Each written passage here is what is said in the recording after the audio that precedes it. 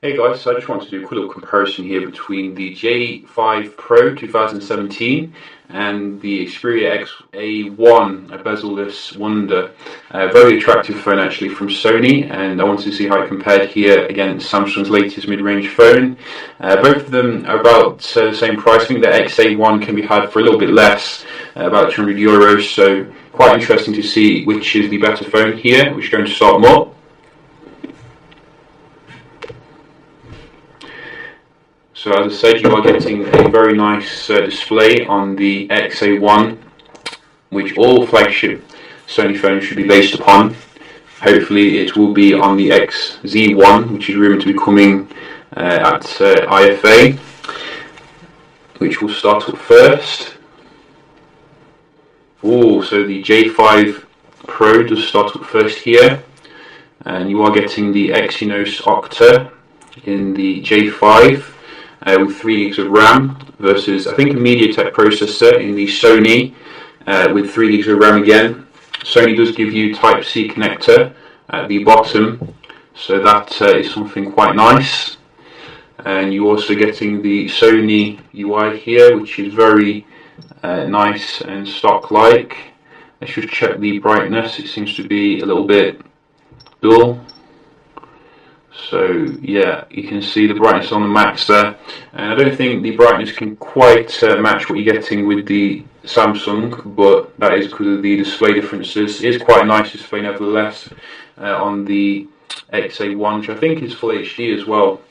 So let's just compare them here, the speed, see how they do stack up.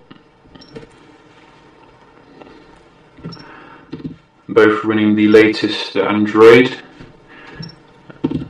And you can see it's very close so far, a little bit different in terms of the animations, but I think the J5 is pulling ahead now. Let's just do some apps that we do have. Facebook. So we'll do that one again for fairness. Let's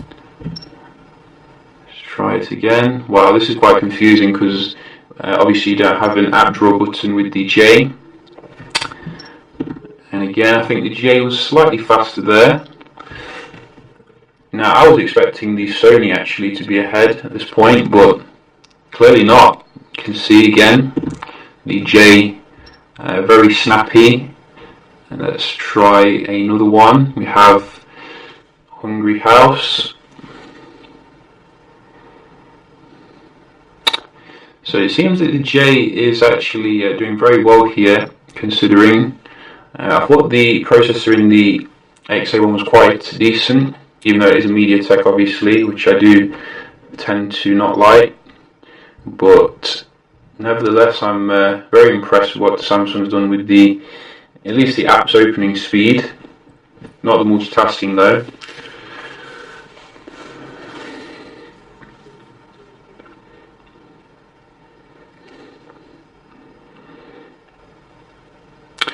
So with the XA1 you are arguably getting a much better camera arrangement, which I think is like the same sensor as the old Xperia Z series, like the Z3 etc. So that should blow away what you're getting with the J series.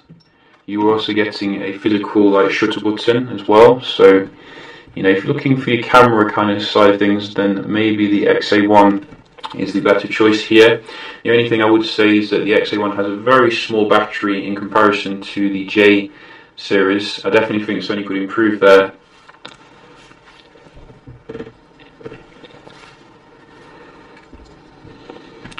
So we've got some ads on the J5, so I'm not going to count that one. And let's have a look at another one. What else do we have? Do we have Real Racing? Yes, we do. So both of them are starting to slow down now. I've opened up 3 games.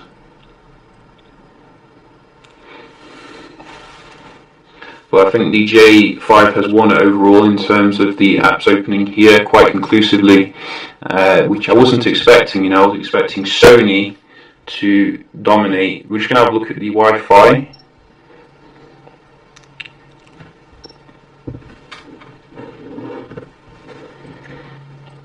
can still hear some sound coming from one of them.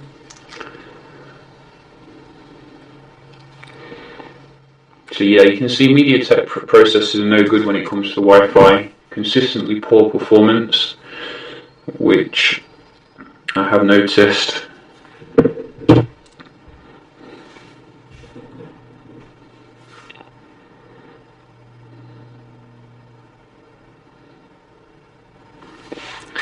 So quite conclusive here for the Wi-Fi tester. Nearly twice the speed on the J. Shall we give the XA1 another chance? Might as well, for fairness.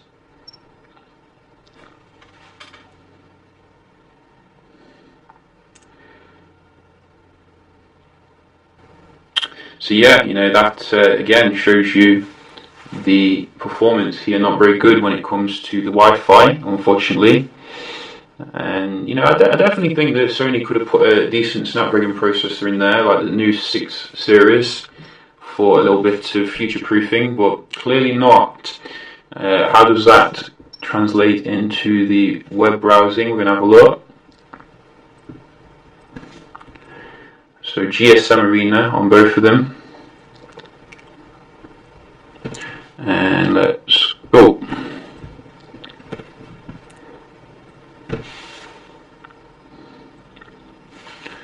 So quite comparable here. Obviously Sony doesn't have its own browser, but good overall start. So Daily Motion. Let's go.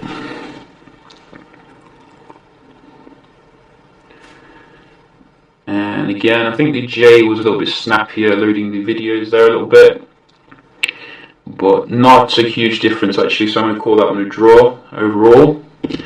And we can just round off here with some multitasking, which I think Sony might come back on.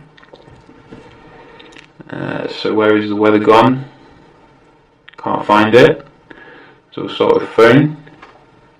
Yeah, so both of them reloading here quite disappointingly straight away. Let's see the camera. So J with that one. Yeah, you can see they're both really slowing down here. And it begs the question, why would you even bother when you could get a old flagship for probably the same price? Or like a lesser known brand like ZT Axon 7, something like that, for a little bit more. So let's just try Play Store. So yeah, you can see, even though the Sony does reload quite a few, it's still doing better than the new J5. But then again, they're both pretty horrendous in terms of the memory management here. So they could definitely do with some improvement going forward. I doubt both of them kept any games in memory, yeah, as you can see. So I'm not even going to bother anymore with the multitasking on this video because it's very poor.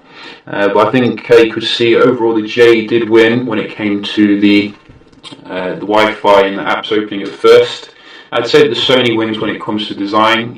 As I say, it's probably the most attractive handset for €200 at the moment. Very nice and sleek, but it's just the performance really which doesn't match the looks, which is a bit of a shame. As I said, in terms of the camera, you're probably better served with the XA1 because it's coming with a similar kind of sensor here as the Z3, and based upon some shots I have taken with it, it does very well. But the aperture is obviously lower on the J5, so the J5 might be a bit better in terms of the low light. Obviously you have a front-facing flash as well on the J5 for your selfies, etc. So I think that about covers it between these two. Which one would I consider over each other? Tough to say. I'd say if you're a camera person, then the XA1 is probably the better choice. But if you're looking for longevity, the J5 is probably a better choice, or another phone completely. You could probably get, as I said, an Axon 7 or an older flagship for a similar kind of price as these two, and they'd probably give you better performance overall than these at the moment. The software doesn't feel finished on either of them. So yeah, just a quick little video here, and I'll be doing some other videos, so do check for those, and I'll see you in the next one.